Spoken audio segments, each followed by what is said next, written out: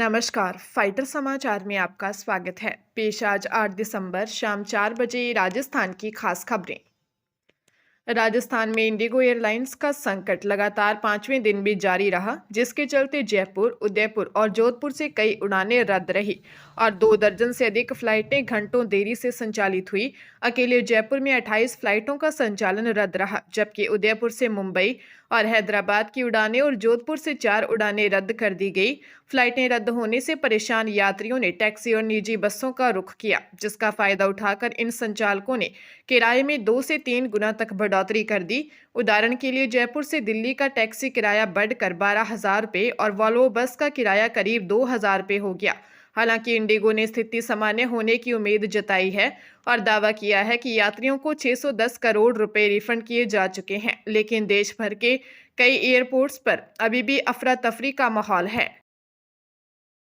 Rajasthan high court की कनिष्ठ न्यायिक सहायक एवं लिपिक ग्रेड द्वितीय भर्ती परीक्षा 2022 में हाईटेक नकल के जरिए चयनित हुए 4 जूनियर क्लर्कों दिनेश कुमार, मनोज कुमार बोरान, रमेश कुमार और मनीष बुढ़िया को स्पेशल ऑपरेशंस ग्रुप ने गिरफ्तार किया है।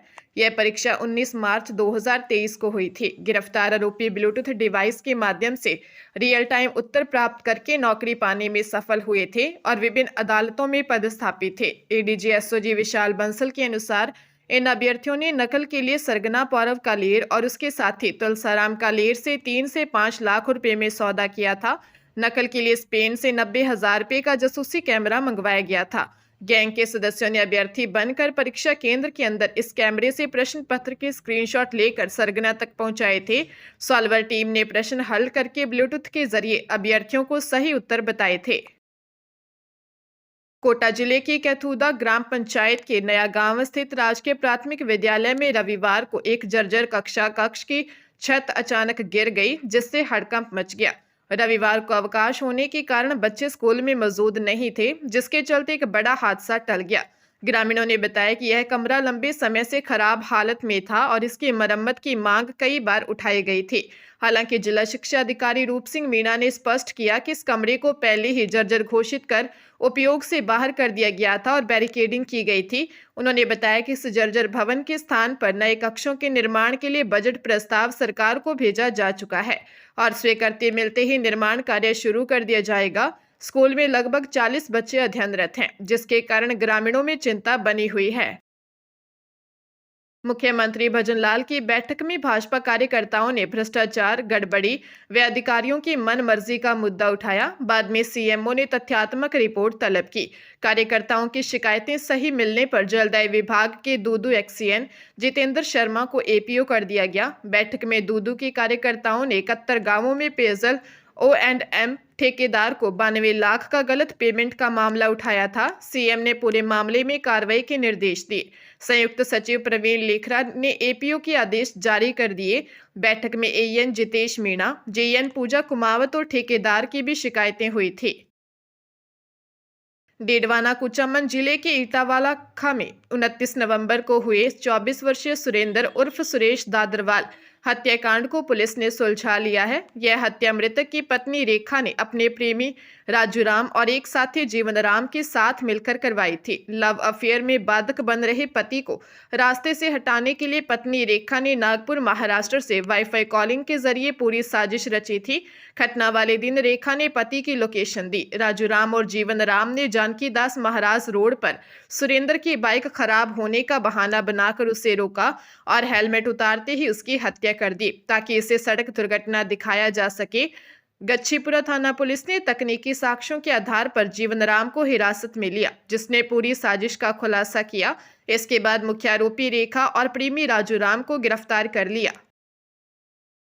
उदयपुर पुलिस ने फिल्म मेकर विक्रम भट्ट और उसकी पत्नी श्वेतांबरी भट्ट को व्यापारी डॉक्टर अजय मुर्डिया, इंदिरा IVAPU के मालिक से 30 करोड़ रुपए की धोखाधड़ी के आरोप में मुंबई से गिरफ्तार कर लिया है।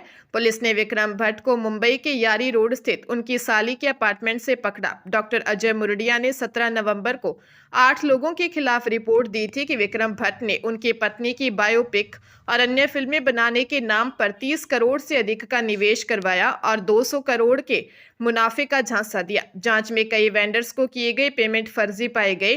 पुलिस ने बांद्रा कोर्ट से ट्रांजिट रिमांड प्राप्त करने के बाद दोनों आरोपियों को लेकर उदयपुर के लिए रवाना हो गई है। गिरफ्तारी से पहले विक्रम भट्ट ने आरोपों को खारिज करते हुए कहा था कि यह सब गुमराह करने वाला है और धोखाधड़ी के दावे झूठे हैं।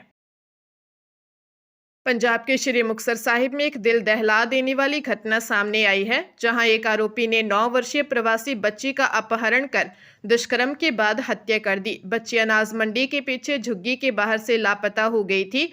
बच्ची का शव मोड़ रोड स्थित एक बंद पड़ी कॉटन फैक्ट्री से बरामद हुआ था।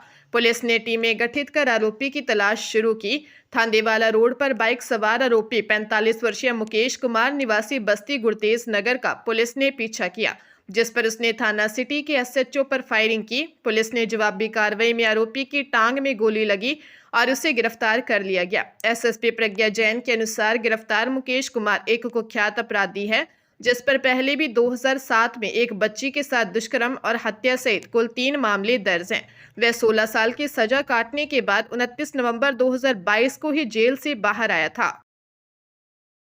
बांसवाड़ा के मोटा गांव थाना क्षेत्र के चांदाखेड़ी बस स्टैंड के पास एक दर्दनाक सड़क हादसे में 27 वर्षीय गौरव सिंह निवासी गन्नौड़ा की मौत हो गई। गौरव सिंह, जो एक निजी फाइनेंस कंपनी में कार्यरत थे, अपनी बाइक से बांसवाड़ा शहर की ओर आ रहे थे। तभी एक तेज रफ्तार ट्रेलर ने उन्हें पीछे से टक्कर मार दी और कुचलते हुए फरार हो गया। राहगीरों ने गंभीर रूप से घायल गौरव को महात्मा गांधी अस्पताल पहुंचाया, जहां उन्होंने दम तोड़ दिया। यह हादसा गौरव के परिवार के लिए गहरा दुख लेकर आया है, क्योंकि वह अपने पिता के इकलौते बेटे थे और उनकी शादी के बाद 1.5 महीने पहले ही उनकी बेटी का जन्म हुआ था। पुलिस ने मामला दर्ज कर लिया है और ट्रेलर चालक की तलाश में आसपास के सीसीटीवी फुटेज खंगाल रही है। हरियाणा के गुरुग्राम में इफ्को चौक मेट्रो स्टेशन के पास लेजर वैली पार्क के पास एक 32 वर्षीय युवती जायदा खान निवासी सुखराली गांव का शव बरामद हुआ है। एक राहगीर की सूचना पर पहुंची पुलिस ने पाया कि युवती आर्मी स्टाइल की ब्लू हुडी, ब्लैक टॉप और हल्की ग्रीन लोअर पहने थी और उसके हाथों पर ब्रेसलेट व काला धागा बंधा था। प्राथमिक जांच में आशंका जताई जा रही है कि युवती की हत्या की गई है और शव को यहां लाया गया था। मृतका 1 दिसंबर से लापता थी। पुलिस ने हत्यारों की तलाश के लिए 50 से अधिक सीसीटीवी फुटेज और मोबाइल टावर की कॉल डिटेल रिकॉर्ड खंगाले हैं। पुलिस अब मृतका के परिवार से पूछताछ कर रही है, ताकि उसके लापता होने, उसके परिचितों और हत्या के संभावित कारणों का पता लगाया जा सके। जोधपुर में गुजरात एटीएस ने एमडी ड्रग्स बनाने वाली एक अवैध लैब का भंडाफोड़ किया है। वांटेड आरोपी मोनू की तलाश में एटीएस ने बालोतरा के सिरमखिया गांव में छापा मारा, जहां से मोनू, गोविंद सहित 5-6 लोगों को हिरासत में लिया। पूछताछ के बाद शेरगढ़ थाना क्षेत्र के सोइत्रा गांव स्थित एक ट्यूबवेल पर ड्रग्स लैब होने का खुलासा हुआ। एटीएस और शेरगढ़ पुलिस ने ट्यूबवेल पर छापा मारकर एमडी ड्रग्स बनाने के उपयोग होने वाले केमिकल से भरे 5 से 6 जार बरामद किए। जांच में सामने आया कि मास्टरमाइंड गोविंद सिंह और उसके साथी रात में ट्यूबवेल पर आकर ड्रग्स तैयार करते थे। यह कार्रवाई जलोर के सियाना में एक बस से 200 लीटर केमिकल जब्त होने के मामले से जुड़ी है, जिसमें अंदेशा था कि ड्रग्स लैब बालोतरा क्षेत्र में है। यह लैब जोधपुर फलौदी तक ड्रग्स सप्लाई करती थी। आरोपियों से पूछताछ की जा रही है। जोधपुर पुलिस ने साइबर अपराध में लिप्त एक आरोपी छैलू सिंह निवासी खारा बेरा भीमावतान के खिलाफ बड़ी कार्रवाई करते हुए उसकी 36 लाख रुपए की लग्जरी कार और पैतृक गांव में निर्माणाधीन 56 लाख रुपए का आलीशान मकान कुर्क करवा दिया है। पुलिस उपायुक्त विनीत कुमार बंसल ने बताया कि ये दोनों संपत्तियां साइबर ठगी की अवैध कमाई से अर्जित की गई थी।